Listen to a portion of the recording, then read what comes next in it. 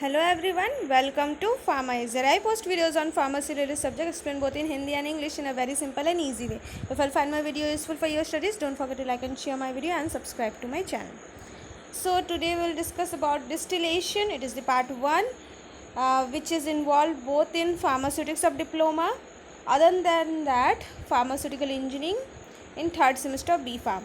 So anyways, we'll discuss about the introduction portion, application and the classification of distillation today.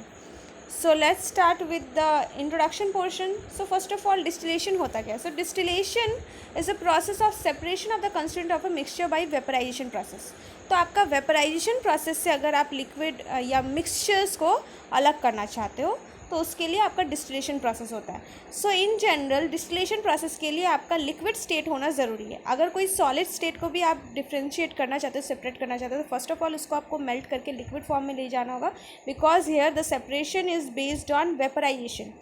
Various elements का अपना अपना vapour point होता है, vapour phase होता है, and depending on that vapour point, individual vapour point के according यहाँ पर क्या होते हैं कि डिस्टिलेशन प्रोसेस से वो सेपरेट अपना हो पाते हैं. इंडिविजुअल लिक्विड्स में, इंडिविजुअल कंपोनेंट्स में वो सेपरेट होते हैं.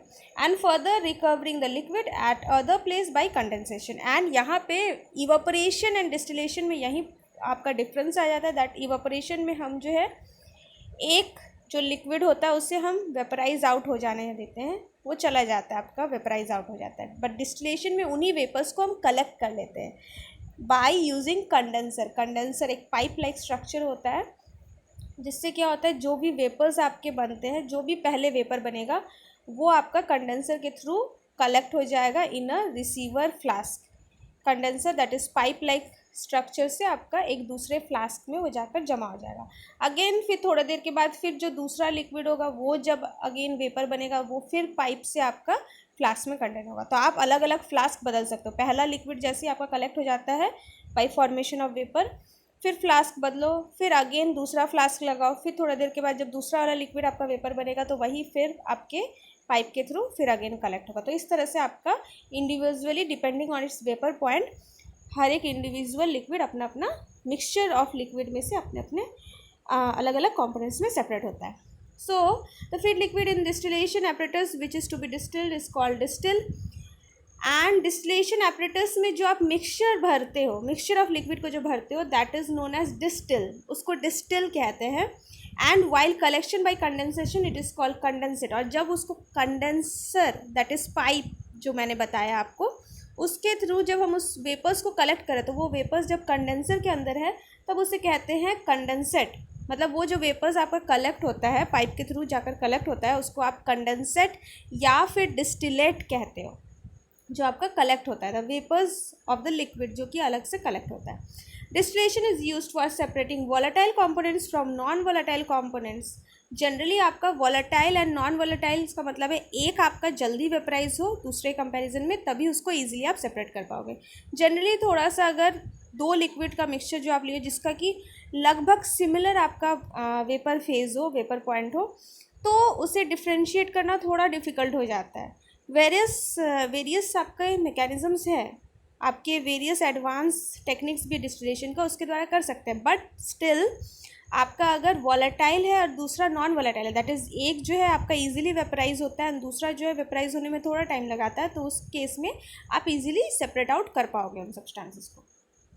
और to separate a mixture of liquid which differ boiling points, जैसे कि मैंने बताया बॉइलिंग पॉइंट्स में डिफरेंसेस होने चाहिए तो बेटर. लाइक 102 डिग्री सेल्सियस किसी का है एंड अगर किसी का 100 है तो वो 0 आपका जो 2 डिग्री सेल्सियस का फ़र्क है उसमें जो है कभी भी टेम्परेचर को बिल्कुल अगर एक्यूरेट आप एडजस्ट नहीं कर पाए तो इन दैट केस चांसेस होता है कि आप वो 100 डिग्री सेल्सियस में बॉयल होने वाला है एंड 102 डिग्री सेल्सियस में बॉयल होने वाले को आप सेपरेट नहीं कर पाओ. वही अगर कोई 80 डिग्री सेल्सियस पे बॉयल होता है एंड कोई 140 डिग्री सेल्सियस में, तो उसको आप इजीली सेपरेट कर सकोगे by distillation.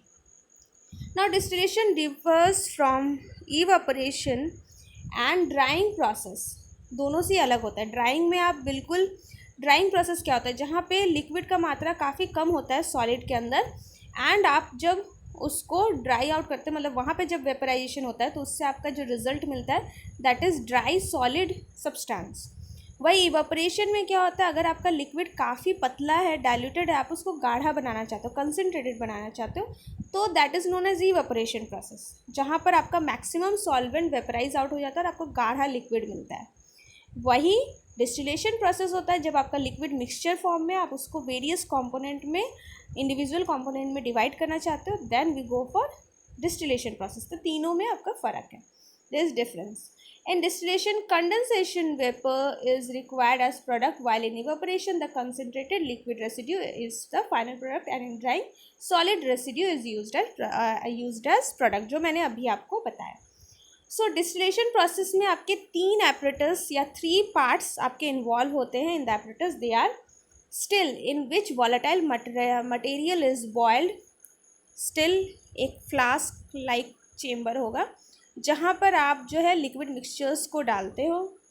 Condenser, the pipe like structure in which vapours are condensed, and then the receiver जहाँ पर आपका डिस्टिलेट कलेक्ट होता है, डिस्टिलेट और द कंडेंसेट आपका कलेक्ट होता है, दैट इज़ वेपर्स कूल होकर अगेन लिक्विड बन जाता है। जब ठंडा होते हैं वेपर्स गैसियस से अगेन वो लिक्विड फेज में रिटर्न होता है एंड वो रिसीवर में आपका कलेक्ट होता है।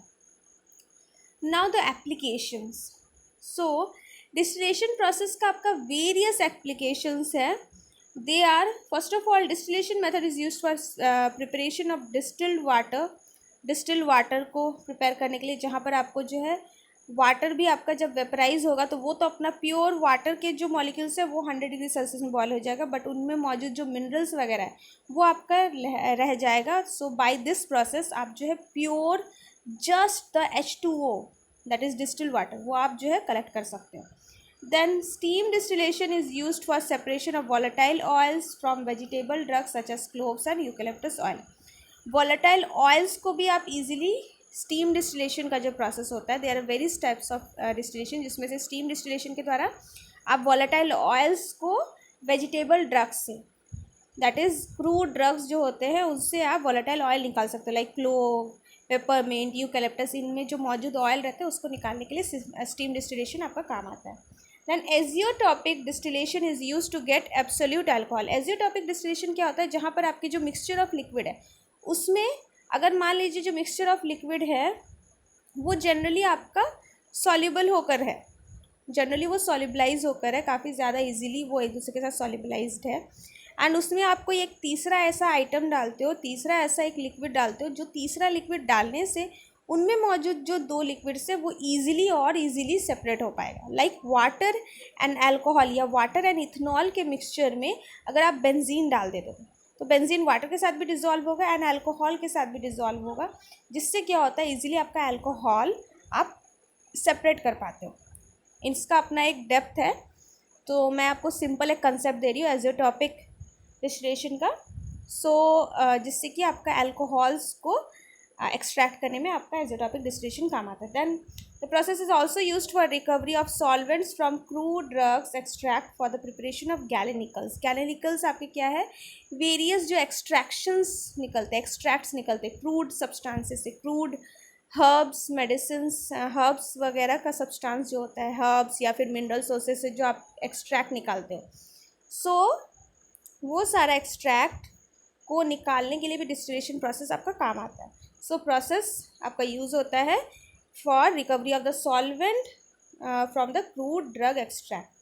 आपका जो क्रूड ड्रग एक्सट्रैक्ट मतलब एक्सट्रैक्शन जब करते हैं, जनरली एक्सट्रैक्शन के लिए आप सॉल्वेंट भी मिलाते हो। अगर आप चाहते हो कि जो सॉल्वेंट आपका मेडिसिन एक्सट्रैक्ट के साथ मिला हुआ है, सॉल्वेंट को आप अलग कर दो। जनरली क्या करते हैं, हम किसी पत्ते को, जैसे फॉर एग्जांपल पत्ते को किसी पानी में हम भिंगा दिए, पत्ते में मौजूद जो रस है वो रस पानी के साथ घुल गया एंड आपने फिर उस पत्ते को छान कर निकाल दिया, तो अब आपका जो पत्ते में मौजूद जो मेडिकल कंस्टिट्यूएंट था वो पानी में घुला हुआ है, बट आपको पानी नहीं चाहिए, सिर्फ आपको प्योर वो लिक्विड चाहिए। तो अगेन वहाँ पर मिक्सचर ऑफ लिक्विड है, दैट इज़ पत्ते का जो रस वो है, that is medicinal extract, and साथ ही साथ आपका जो है वाटर भी है। तो आप चाहते हो कि आपका वाटर अपना अलग हो जाए, एक्सट्रैक्शन के बाद अपना सॉल्वेंट अलग हो जाए, एंड देन आपका जो है जो एक्सट्रैक्ट है वो अपना प्योर आपको मिले। तो वहाँ पर भी डिस्टिलेशन प्रोसेस से आप अलग कर सकते हो, because that liquid extract will have other vapour point, उसका अपना अलग वेपर पॉइंट होगा एंड वाटर का अलग, दैट्स वाई